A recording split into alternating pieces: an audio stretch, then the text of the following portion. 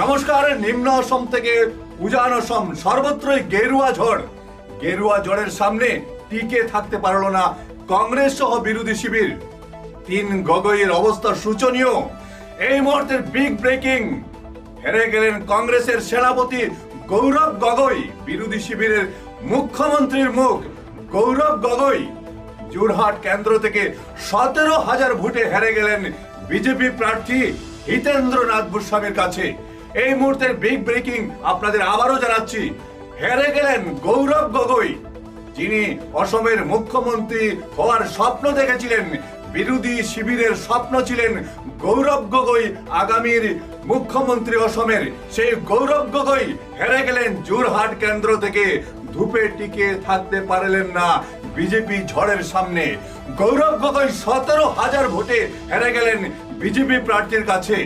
এই মুহূর্তের big breaking, কোনো কাজে আসেনি বিজেপির বিরুদ্ধে বিভিন্ন ইস্যু তুলেও কোনো কাজে আসেনি। খোদ কংগ্রেসের সেনাপতি গৌরব গগৈ হেরে গেলেন ১৭,০০০ ভোটে। নমস্কার। নিম্ন অসম থেকে উজান অসম সর্বত্রই গেরুয়া ঝড়। গেরুয়া ঝড়ের সামনে টিকে থাকতে পারল না কংগ্রেস সহ বিরোধী শিবির। ৩ গগৈয়ের অবস্থা শোচনীয়।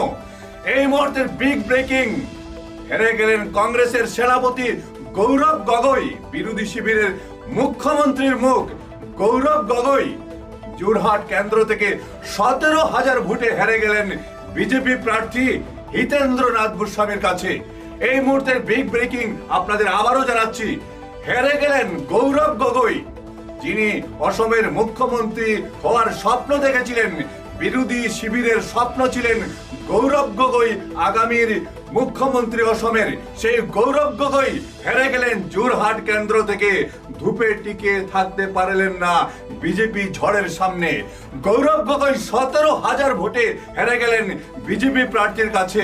এই মুহূর্তের বিগ ব্রেকিং, কোনো কাজে আসেনি বিজেপির বিরুদ্ধে বিভিন্ন ইস্যু তুলেও কোনো কাজে আসেনি। খোদ কংগ্রেসের সেনাপতি গৌরব গগৈ হেরে গেলেন ১৭,০০০ ভোটে।